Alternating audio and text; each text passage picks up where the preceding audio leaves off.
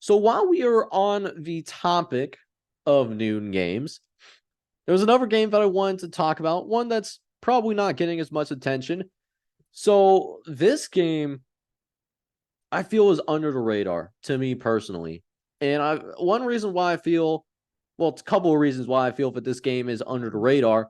One, both of these teams played FCS opponents. So unless you were a Troy fan and unless you were a Kansas State fan, you probably weren't watching their respective matchups against Stephen F. Austin or Southeast Missouri State. You probably weren't tuning in. Number two, this game, people forget about this. This game is between defending conference champions. Troy is coming off winning the Sun Belt last season. They were a 10-win team.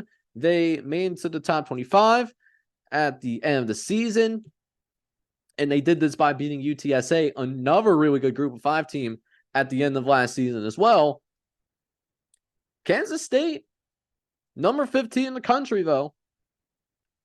They won the Big 12. They were the teams that won the Big 12. They didn't go to the college football playoff, but they were in the Big 12 championship and beat TCU. That was a thing that did, in fact, happen. Now, we're gonna find out what these two teams are made of, because I talked about this in the power ratings when I was reviewing the power ratings to you guys for leading into week number 2.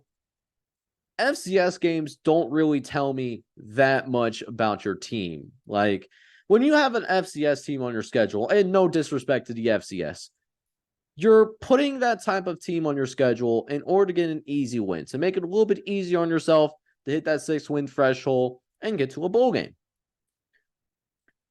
Now, if you do want to take anything from the FCS games, Kansas State did play a team that was actually ranked in the top 25 in the FCS. As of right now, they actually are still ranked number 16 in the entire country. And they dominated. Kansas State did what they were supposed to do. They looked really good on the offensive side of the ball. Defense was, you can't complain about the defense when you shut them out. Only allowed 6 rushing yards, too. You love to see it. Troy played another FCS team, Stephen F. Austin. They weren't ranked, so not in the top 25. Not as much of a win margin. Only won by 18 points. But I think the thing to really watch out for in this game, Troy's rushing attack versus Kansas State's rush defense. We talked about it in the Southeast Missouri State game. They only allowed 6 total yards. 6 total yards. That is it. That is all that they allowed. Troy, on the other hand, the Troy Trojans, they, on the other hand, they love running. Well, not only, I don't want to say that they love running it. They had more pass attempts in the game against Stephen F. Austin. Oh, no, I'm reading the wrong side. Troy actually does love running the football. That's my bad, y'all. Troy ran the ball 42 times. So they literally halfback dived you to death. That's what Troy did. And then used play action and whatnot to get their explosive plays. That's how they did it. And Troy, reason why they were able to set up that play action game was because they averaged 8 yards a game carry. When you're getting 8 yards a carry and nearly picking up a first down every time you decide to run the ball, that's setting up much more manageable down and distance situations. Like, if you go with the average on a 1st and 10, then you're setting up 2nd and short spots, and that sets up those play actions. And when they did throw the ball, they were effective at it as well. Averaged 9 yards a pass, 14 for 22, but threw for nearly 200 yards and 4 touchdowns. It worked. It worked against Stephen F. Austin. But this is a higher caliber team.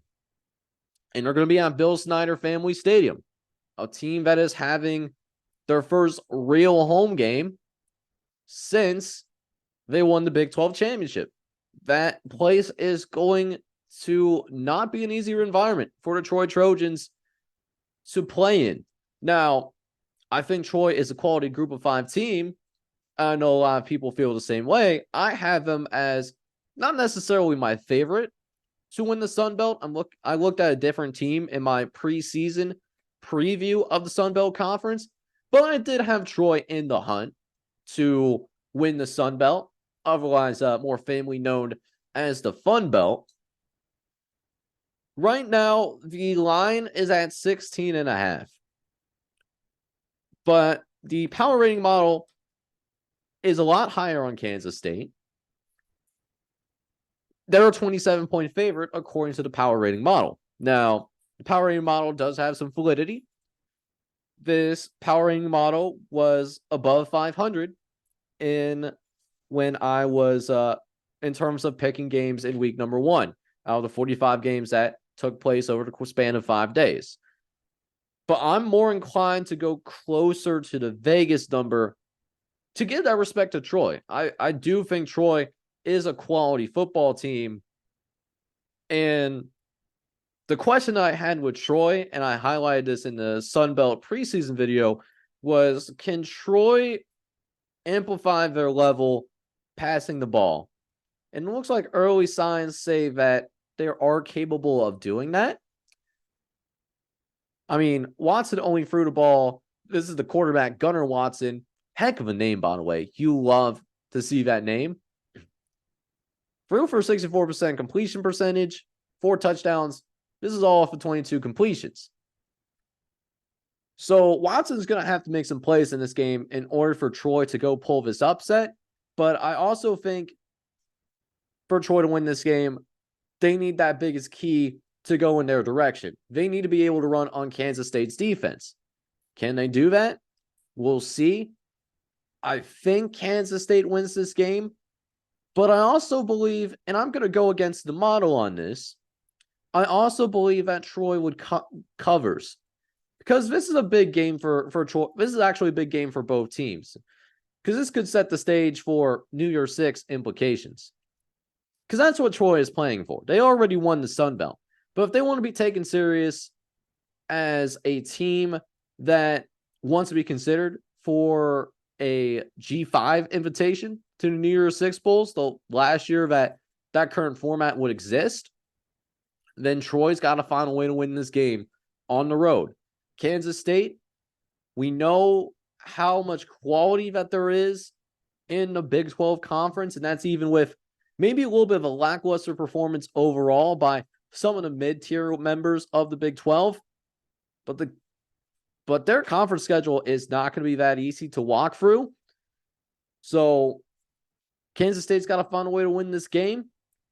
This is a big tone-defying game, as this is the first time that they'll face off against decent competition, or at least bare minimum decent competition for either team.